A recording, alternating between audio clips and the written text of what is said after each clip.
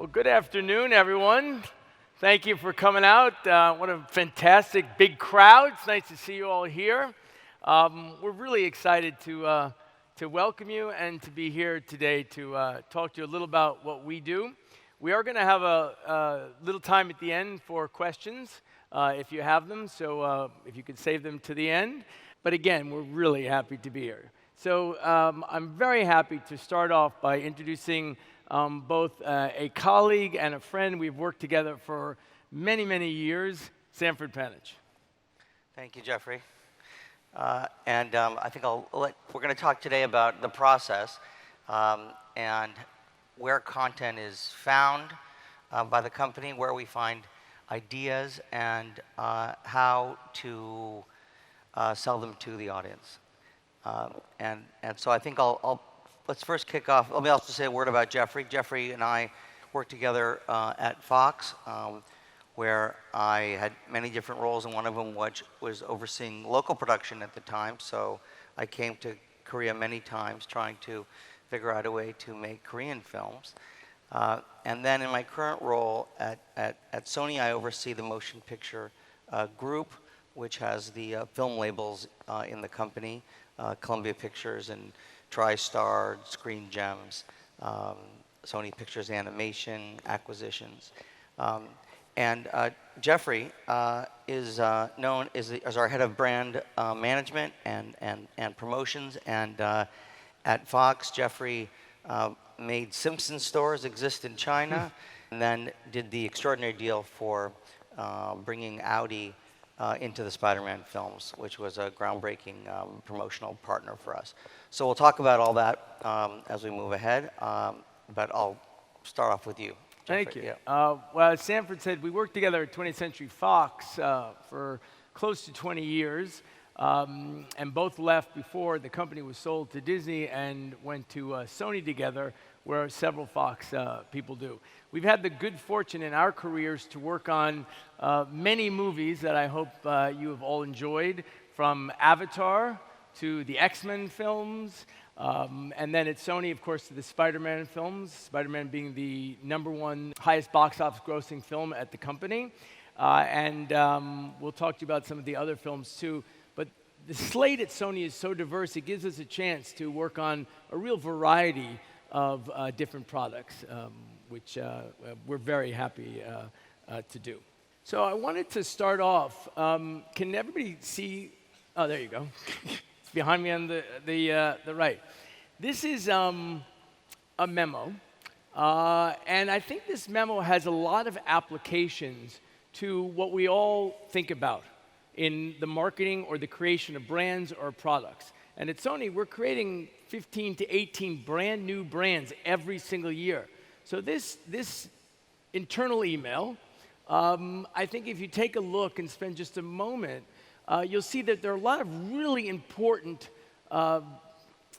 directives that should inspire anybody of any business, which is why we wanted to show it to you today. And I'll just pick a couple. Number 2, for example, we're on offense, always, all the time. We constantly have to be selling. It is true. We are in a 24-hour business. We are in a very rare business in the sense that all of our brands launch in one day. If we open a movie on a Friday and it's open to a good number, then we can be successful. If, unfortunately, it does not open, it's over. There are no other brands in the world that have a one-day success rate. So that's really important to always be on. It is definitely a battle as much as a business. And if you look at like number 7, where it says your job isn't done until the job is done, that's something we also live by. And we have to. Again, because our entire business is based on a one-day success, one day if it opens, then we live. If not, it's over. Then we are always working to the very last second. We're working every single day up until that Friday to make the movie successful. Number 9 says it won't be pretty. Well, that's true sometimes. It's not the easiest of businesses. It's unique, it's exciting, it's invigorating, but it's not always pretty.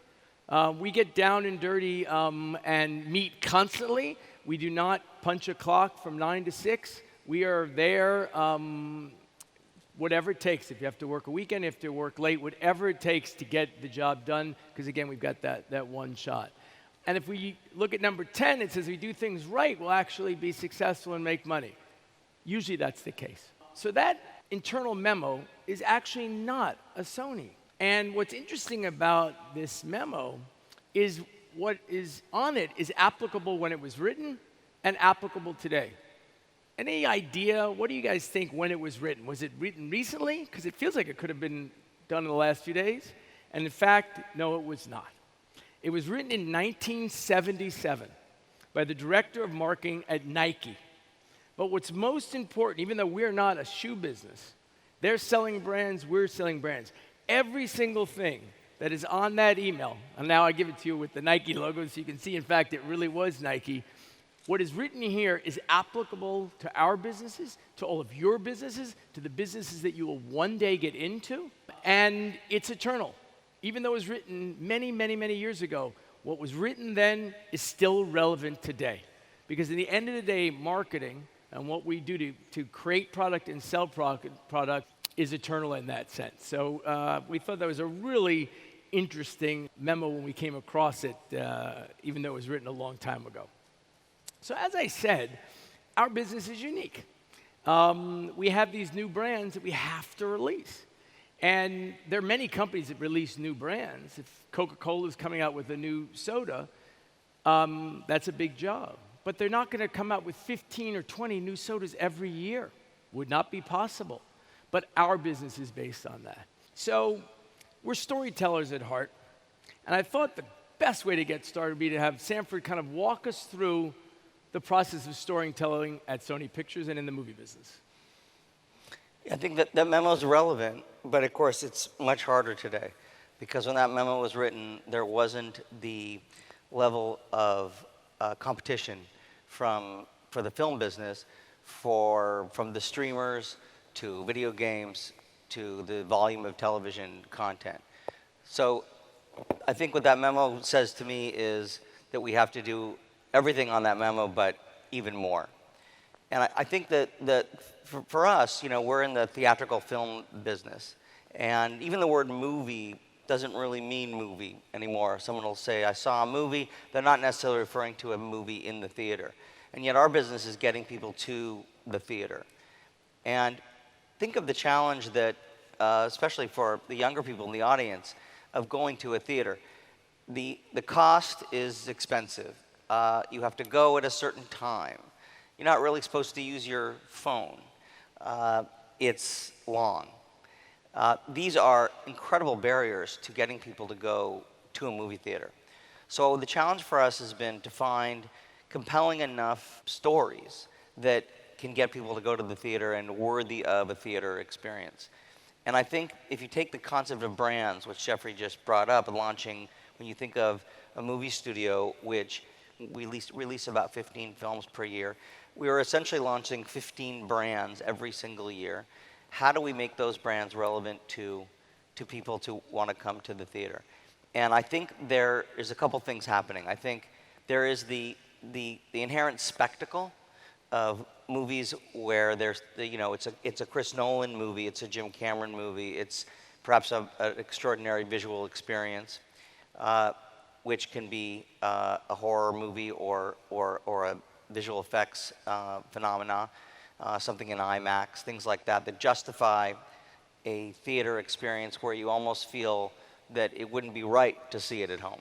And I think that's going to become one of the challenges for marketeers in the next generation, which is, how do you get beyond people to make something cultural? And making something cultural has many different ways of happening, but it is absolutely essential today to find something that breaks through. I don't think that's true just in movies either. I think making something cultural can be true about a product, about a political message, about a musical event. But there is something very pure and human about people gathering together in a movie theater. And the film business, despite the theatrical film business, they said COVID was going to kill the theatrical film business. And in fact, the business has, overall globally, is about 20% less than it was during COVID. So it has been impacted, but it is still a massive thriving business, but the bar is very high. And so what we make and becomes more challenging than ever. You brought up a point Yeah. that I think is worth mentioning again to all of you. In years past, our number one job was to get people to go to movie theaters to see a movie. Important. It's changed though. And what's changed it, and I bet you all have one, whether it's this brand or not, is this. The digital age changed everything. And today, our job is not about getting people to see a movie. It's part of it. But it's actually about getting them to leave their house. That's something we didn't have to ever think about. The digital age is an important tool, but it's an isolating tool. And because of that, people are not together. So our job now is doubly hard in the sense we've got to get people interested in our movie, but we actually have to get them to leave their house and go to the movie theater. I think that's where IP probably is more important than ever. The extraordinary success of movies that are breaking through are almost all IP now. In fact, last year, there was an extraordinary phenomenon where 9 out of the top 10 films were actually were sequels. That's never happened before, and you want to be in a business where you can still make original movies. After all, all of the sequels were once original movies at one point. So that's what's so exciting about these movies that have managed to break out. More recently, there's a very popular success in the US called Weapons. Quite exciting as an original movie to be able to break through. K-pop Demon Hunter, breakthrough, is an original piece of content. But IP is king. And that's why we've invested heavily in also anime. I think that could be the next wave. The next Marvel, if you will, may come from anime. Live action adaptations. And I would say also I just want to also democratize the process of finding ideas. We get ideas from everywhere possible. And I think to be a person who makes culture, whether you're making movies or making product, is to have this almost super visibility and awareness and open-mindedness to finding ideas. We sit around and brainstorm ideas. We buy original ideas. We buy books that we think could adapt into films. We buy true stories that we think could be adapted or fictionalized. And the idea of searching for IP really is, for any person in any creative field, is really absolutely critical to how the next generation of movies are going to get made. But Sanford, Yeah. at the heart of what we do is we're storytellers. And no different than before technology was invented, before our iPhones, before everything, when people literally sat around the campfire and told stories and traded information, it's the same thing, it's still telling stories. So talk us a little about the process of going from an idea or a story. How does it one day become a movie? So, as I said, we search around for ideas. We do a tremendous amount of research as well. And we have an ecosystem in the company that allows ideas or talent, which is really the core of any creative company, is to support talented individuals, talented storytellers. So in the Sony ecosystem, as I mentioned, we have Crunchyroll. That's a place to source ideas, to engage with anime, whether it's to expand the distribution of anime that may not have an opportunity outside of Japan, or to use as an IP source to make Hollywood films. And there's the Sony Pictures motion picture company that does that. Then we have a television company as well that has many shows on the air. What's interesting about the television side of Sony is that because we don't own a streaming platform, we're actually the only studio without a streaming platform. Every other major legacy film studio owns a streaming platform, and therefore their mission is to find content and sell it to themselves. And so that's certainly what's unique about the television group, is that they can sell to anybody, almost as if they were producers. That puts Sony in a unique position on the television front. And then Sony owns PlayStation, the premier gaming platform. We've had some success recently with adapting PlayStation games. We had a film called Uncharted, starring Tom Holland, who we had a relationship with for making the Spider-Man films, that was based on a PlayStation game. I'm really excited about where game adaptation is going in the next few years. And then we have these film labels that each are specialists in their own way. Screen Gems is a genre label only dedicated to genre. And Columbia Pictures is for the bigger event films like Spider-Man or Jumanji or big global films that are all released on the same day all over the world. 3000 Pictures is a literary film label to adapt books. And it's a unique partnership with a publishing company. Sony Classics finds non-English language films and distributes them. They've had a terrific success with winning a lot of Oscars doing that. TriStar, kind of a prestige commercial film label. And we have a kind of a faith-based label, we call, with Affirm Films, that finds films that have some pro-values messaging. So that's kind of the infrastructure within the ecosystem that allows us to make movies. And what it does is it lets filmmakers who come into the system, who are interested in many different things. Filmmakers are incredibly creative. They want to find any environment where they can basically have any idea and not be restricted. And so what this unique ecosystem, this film ecosystem, does is it allows them to interact with specialists in whatever kind of movie that they would want to make. So that's kind of the structure there.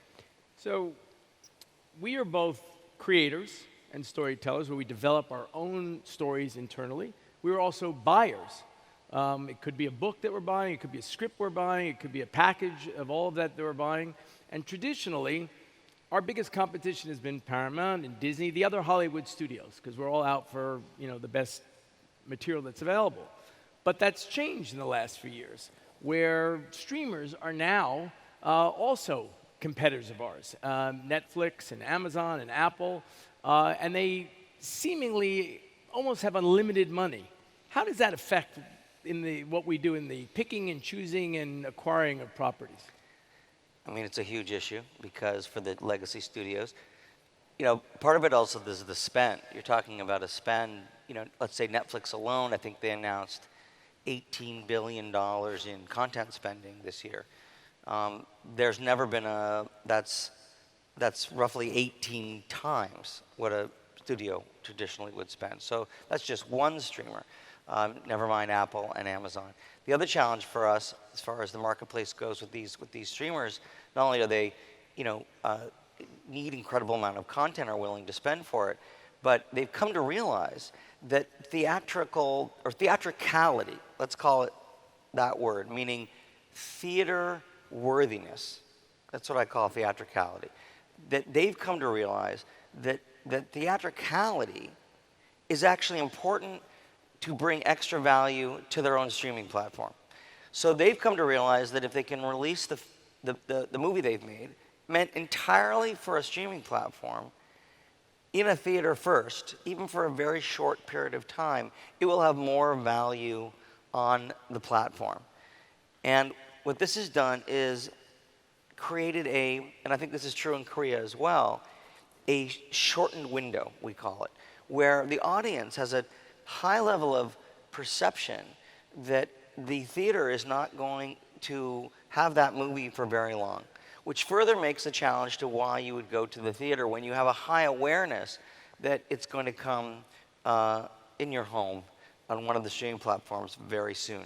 So this is one of the illnesses of the film business right now, is not only do you have the kind of need for cultural breakthrough and how high that bar is, but you have an additional element of a shortened window, which further makes the audience, and I'm sure you can say this for yourselves too, decide that many movies aren't worth seeing in the theater, that it's just easier to wait.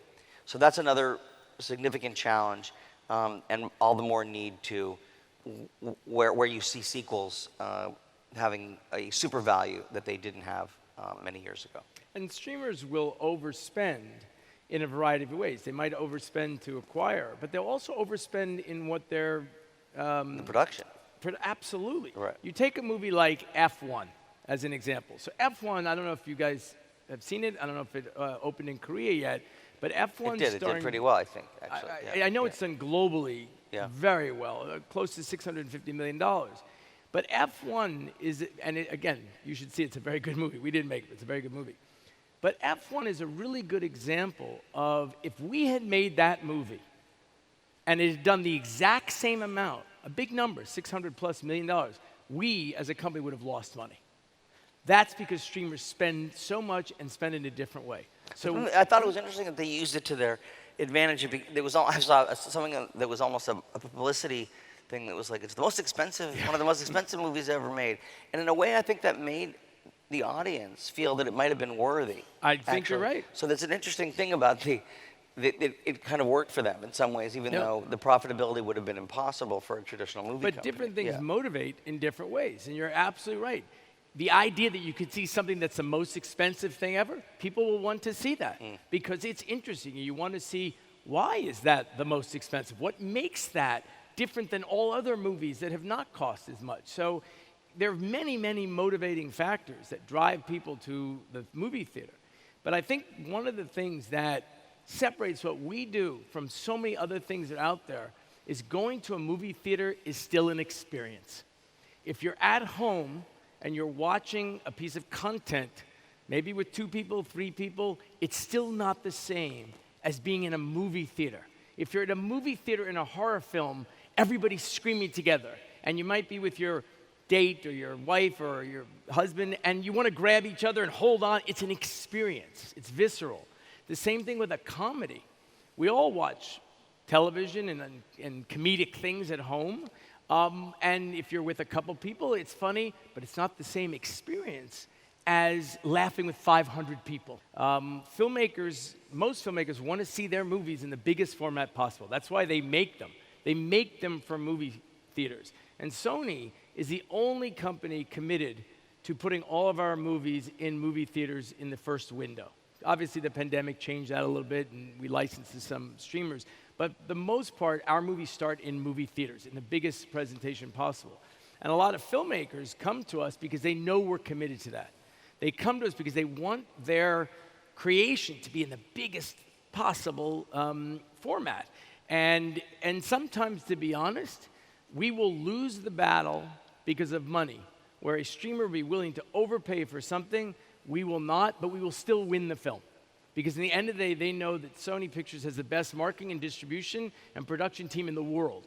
And that, in the creation of their child, if you will, is so important. I also think the streaming movies almost feel sometimes like they kind of, it's sort of a tree falling in the forest. There's so much content and no marketing money is put behind it. That's the other fascinating thing about the movies on the streaming platform, is they aren't marketed at all. They just exist on the platform. And I think one of the significant differences for movies in the theater is, and this is true when movies fail too, they fail in a much louder way than they might otherwise because of a massive marketing campaign that's gone into the launch of the film.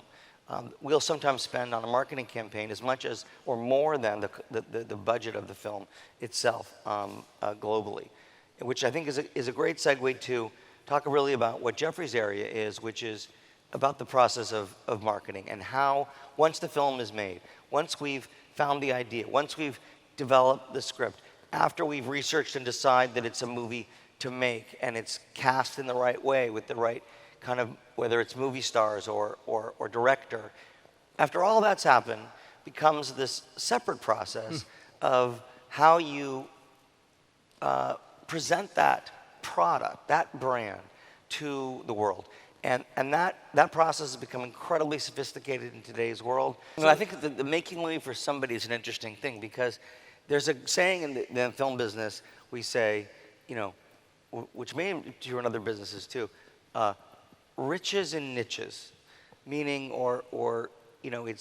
it's the audience is narrow and deep, and you can have a great success with a narrow and deep audience. Not every movie has to be for everybody. You could have a very core audience film, but you have to go deep to get them. It can't be a surface level film. And so maybe, yeah, sorry, Jeffrey, talk about that. No, but yeah. I think that's a really important, and that's kind of where the marketing process begins for us. We are isolating what are the key messages that will work for which audiences. It might be that we have a movie where there needs to be 3 messages. We might have one message for teens, we might have one message for college plus, and we might have one message for 35 plus. Even in the same movie, but we're speaking to them about different things because we know that's what's going to attract them.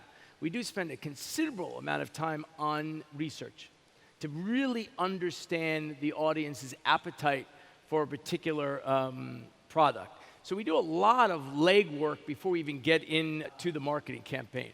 But there's several key areas that I just would like to tell you a little about in marketing. There are 3 groups at the studio, product placement, global partnerships, and consumer products that are the first up to bat from a marketing standpoint. As Sanford and his team is producing the movie, making the movie, we actually get activated in these 3 areas about 6 to 12 months prior to the movie starting production.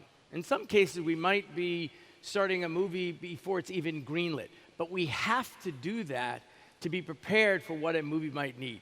And that really starts with product placement, to be honest. And product placement's job is to seek products to fill any kind of scene that you would need. So if this was a movie scene, and we were in a movie right now, product placement would go out and get chairs, and they would get TV monitors, and they would get controllers, and they would get tables and tablecloths and water. They would get all of the things that would fill this arena to be what we needed to be in the movie. And that's a pretty significant job that both can offset costs, because if we get the product, we are often not paying for that product. If we get cars, things like that, the car companies will give the cars to us because they want to be in the movie.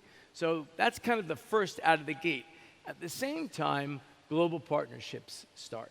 And global partnerships are really key because as much as we will spend a lot of money making the movie and a lot of money marketing the movie, our goal is to penetrate culture. It goes back to that breakthrough idea. We must crack through so our audiences know about it.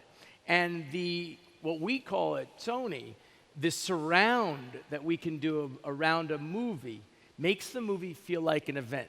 It's interesting that the quality, in a way, when we're going to call the talk, content is king, you could call it quality is king. Because actually, I think in today's environment, with the level of competition coming from so much now, really the quality has become more important than ever. So originality is important, but quality is a breakthrough mechanism, I think, for the content itself or even the marketing. I think you're right. And it allows us to create cultural events because the quality is so high. And we continue to do that and strive for that. The final group, as I mentioned, that kind of gets started first in marketing is consumer products. So as you can see, we make a tremendous amount of products. Now, why is this important to us? Yes, it's a revenue source for the company, which is obviously very important. And it does engage more fanship because it allows all of you to purchase items related to an IP that you really like. We then begin to get into other areas of marketing. The first is the creative group, who has a really difficult job, as you can imagine, in creating what they do. These are just some of the one-sheets that they have done. And as much as they are single images, I cannot tell you the amount of time and research that we put into finding the one piece of art that can really represent and sell the movie. And that's what we're looking for. We're looking for one piece that universally will have the greatest appeal. Eventually, we will make different pieces for different audiences.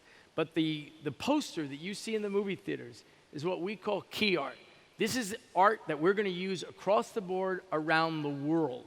So it's very important that it really sends the message of what we're trying to sell. Now, the creative group will also create trailers that you see in the movie theater. We also put those trailers online, as you know. They also create the television spots that eventually you see. So all of these different mechanisms that we are employing to make you aware of our movies kind of come from the creative group. And what's also interesting about this list is it reminds me really about how much also discussion there is with the filmmakers themselves. Yeah. Because the filmmakers are your partners. The actors who are in the movie, especially the movie stars, are your partners. You're gonna need them to help sell the movie and to get behind the film.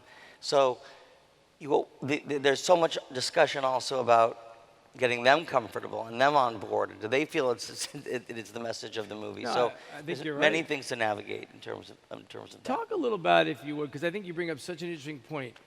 We have such important relationships with filmmakers who often will bring us things, scripts, ideas for movies. Talk about that a little bit. Some producers we have deals with are actually based at Sony, which is great, like the latest being Tom Holland from Spider-Man. His company is based at Sony. Talk a little about that, how valuable and important the relationships are that we have with directors and producers and people who create the content. Well, I think that's the balance, right? It's the old saying about the film business, art versus commerce, right?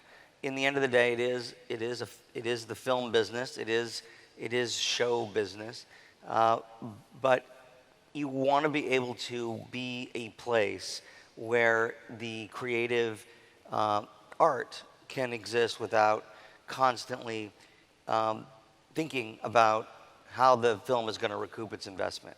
And that's really a relationship with the filmmaker so that they can make the film that they envision and have the creative expression that the art itself deserves, but at the same time being able to make a story, make a brand, make a product, all kind of dirty words for a purist filmmaker sometimes, but to have that balance so that ultimately the film can be a global success. And I think that's the kind of the trick of managing creativity, which is really what the job of studio executives are. It's managing creativity. It may be managing creativity for talented marketeers who make the ad. That's actually a special, incredibly talented skill to be able to do that, to come up with the visuals of what sells the idea of the movie in a single image, or manage the creativity of a writer or director who really just wants to sell present you their story and find a way to sell that to the world. So I think that's that's the essence of the jobs in some ways. Yeah. I think there's also a trust factor that comes into Absolutely. To play. And Sanford and his team have such strong relationships with film creators because sometimes it will take years to develop something. Sometimes it's a little quicker, especially if it's an original IP or if it comes from just an article. It takes us a lot of time to actually develop the property and develop the script. So having a trust with filmmakers seems like a really important you think factor. about think about how old the Ghostbusters franchise is and how long that's lasted. Bad Boys was 17 years before the last movie. Yep. 28 years later was 25 years between films. That's more than I can see some of the people in the audience older than you are between movies. So that Jumanji is a reinvention of a film from what the 20 years ago, the one with Robin Williams. Yeah, I think that gestation and the level of care that goes into these IPs is really, there's no accident that's why some of them have been able to break through. Yeah, no, I think you're absolutely right. In addition to the creative group getting started, and this kickoff as the second phase really starts once we begin to get an idea of the movie. The movie's now in production, so we begin to get an idea. We actually look at things called dailies. And dailies, by definition, is the footage that we have shot each day. So wherever we are shooting a movie in the world, and we do shoot all around the world, we could be in London, we can be in Budapest, we can be in Vancouver, we get every single day the dailies all the footage that is shot. That gives us an idea of being able to get a feeling of how the movie is being made and maybe certain standout things we didn't expect. But it's so important that we are watching what is being made every day. And when you've got 10 movies in production, you can't fly everywhere in the world every single day. So we watch the dailies. And years ago, the dailies actually came on film. And we would go, I remember this so distinctly at Fox, we would go down to a screening room. And the dailies would come on actual film. And we would watch the dailies on film. Today it comes digitally, which makes it a little easier. But it's so important for, especially for Sanford and his team, all of us as marketers to begin to get an idea, but for Sanford and his team to really be able to watch everything that they are creating in real time. Very important. So the digital team begins to kick off about a year or so before the movie is going to be released. And as you can imagine, digital has grown tremendously in the last 15 years. From something that was a quirk. To be honest, we started digital marketing at 20th Century Fox. We were the first studio to do digital marketing, at a time when the internet and the digital was just kind of coming into to be. But what they do is so important because today influencers have been crucial to what we do. I assume all of you have different people that you follow who are influencers. Some of you maybe have 100, some of you may have 5. But the messaging coming from an influencer is so important because you have self-selected, chosen to have a relationship with them. And if Mr. Beast, as an example, if you're familiar with him, one of the largest guys on the internet, talks about a movie, is almost an endorsement factor that comes with that, which is really, really crucial to what we do. Word of mouth, which literally was described back in the day as somebody telling somebody about something, today it's morphed into a digital means. Even if I see a movie that I'm going to tell Sanford about, I'm going to text him. So I'm going to use a digital means. If we're together, we might talk about it. But that's where the digital mechanisms have become so important. And what's great about our guys is they create things. They don't just take the clips of a movie or an interview of a movie. We do that as well and put that out. And that's why I see you've got these digital, these big influencers. They're huge with their reach, can often be tens of millions. But it's important that, again, in the idea of content being king, that we're creating things that are different. So you might have seen a movie called Insidious, which we're in the midst of about to start their 6th one. Insidious is such a successful horror franchise. And in Insidious, there's a big red door. So we took that red door to different places, and we had people go in a booth, and we recorded their reaction when the monsters came out. And that reaction went on the internet, and it became viral because it was genuine. That's such an important thing. Authenticity today is crucial to being successful in marketing. The audience needs to believe that it's authentic. So when we take and create like the Insidious booth that we did, the reactions from the people are real. They're not actors. We did a program with Starbucks. I know you have Starbucks here in Korea, of course. We did a program with Starbucks for Spider-Man, which was really interesting. And basically what happened was we took an actual Starbucks over, and people would come in and they would order at like a Frappuccino, a macchiato, and then once in a while the barista would say, latte for Spider-Man, and you would see in the reaction everybody looking around, what is that? What do you mean, Spider-Man? Whose name is Spider-Man? And all of a sudden, from the ceiling comes Spider-Man in full costume. And the reason that video, and we recorded all day long, so we captured hundreds of people's reaction. People being surprised, people being spooked out, people being scared. But the reactions were so genuine. They were authentic because they were not actors. We did not create it. We created the platform by working with Starbucks, but all of the actions were real.